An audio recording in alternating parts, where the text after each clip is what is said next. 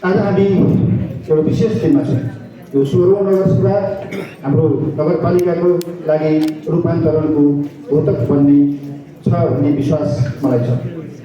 नगरसभा भन्नाले सामान्यतया नगरसभाले यो एउटै नगरसभाले अघि नै आजमीलाई विद्युत साथ गरेर जस्तै यसमा कानुनको कुरा, संशोधनका कुराहरू, नीतिगत कुराहरू, नीति तथा कार्यक्रमहरू तय र निर्माण गर्ने यो सभा हो।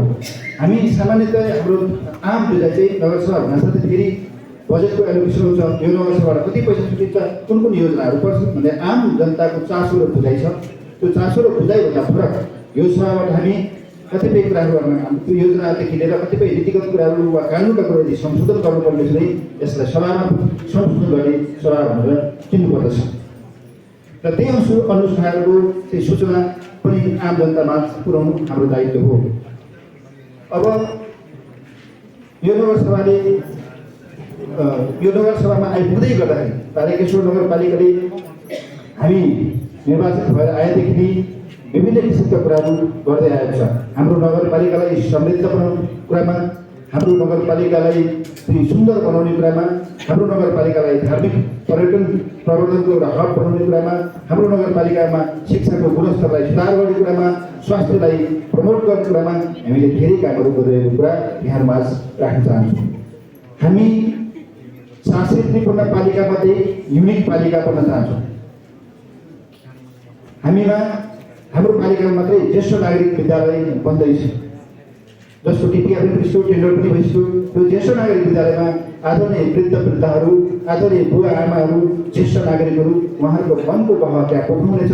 उहाँहरूमा भएको ज्ञान, सिप, कला, कौशल, उहाँमा भएको संस्कार, संस्कृति अर्को पुस्तालाई हस्तान्तरण गर्नुहुनेछ। त्यो बडो महत्त्वपूर्ण कुरा हो। हामी विकास भन्दा साथै खालि पूर्वाधार विकासका मात्रै भन्छौँ, खानेपानी भएर, सडक भएर त्यो मात्रै होइन। विकास एउटा होलिस्टिक अप्रोच हुनुपर्दछ, जसमा सामाजिक, आर्थिक, राजनीतिक सबै कुराहरूको विकास भयो मात्रै हामी एउटा समृद्धितर्फ लाग्न सक्छौँ। त्यसै गरी हामीमा महिला विद्यालय छ। हाम्रो आमाहरू, हाम्रो काकीहरू त्यहाँ पढिरहनु भएको छ मनोमयमा। यो पनि अन्य पालिकाको प्र्याक्टिस छैन र यो हाम्रो लागि बडो गौरवको विषय हो। र हामी हाम्रो नगरपालिकालाई महिला मैत्री नगरपालिका बनाउन चाहन्छौँ। नीतिगत रूपमा हामी हाम्रो नगरपालिकालाई बाल मैत्री नगरपालिका को रूपमा हेर्न चाहन्छौँ। त्यही अनुसार क्रियाकलापहरू भइरहेको छ। हामीले स्वास्थ्यमा पनि धेरै ठुलो रूपान्तरण गर्ने कोसिस गरिरहेका छौँ। स्वास्थ्यमा ज्येष्ठ नागरिकलाई यो वर्ष मात्रै पिसिबी न्युमोकोकल भ्याक्सिन, न्युमोनिया विरुद्धको खोप हामीले सञ्चालन गऱ्यौँ। त्यो पूर्ण रूपमा नगरपालिकाको अनुदानमा नेपाल सरकारको कार्यक्रम होइन, हाम्रो स्थानीय सरकार, हाम्रो नगरपालिकाको कार्यक्रम हो। त्यसै गरी हामीले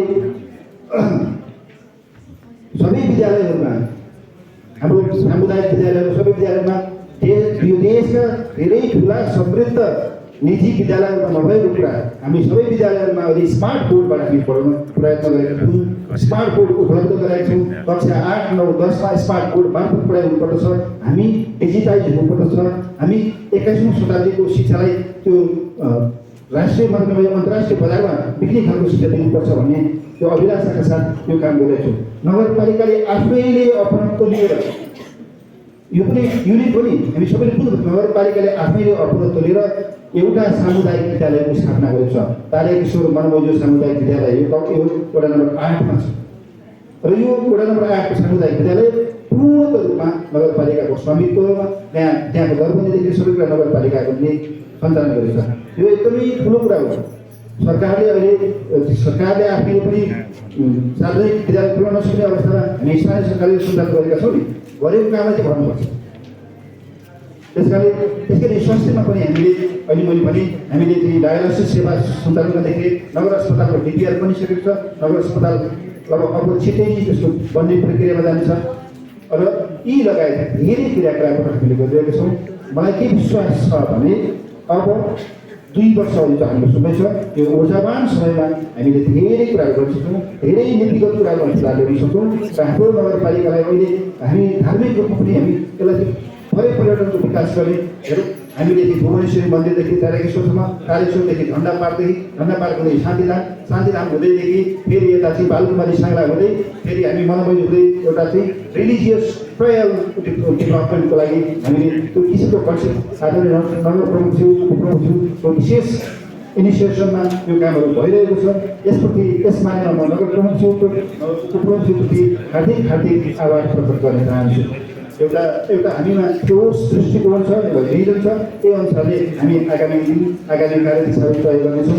त्यो कुरा यहाँ बाज राख्दै अरू धेरै कुरा नगरिकन यहाँ सबैलाई हाम्रो यो नगरसभामा यहाँ सबैलाई पुनः एकपटक स्वागत गर्दै यहाँ सबैलाई विशेष धन्यवाद दिँदै स्वागत गर्दै आफ्नो शब्दलाई यी बिट पार्न चाहन्छु। यहाँ सबैको जय होस्, यहाँको दिन शुभ होस्। धन्यवाद। जय नेपाल। नमस्कार।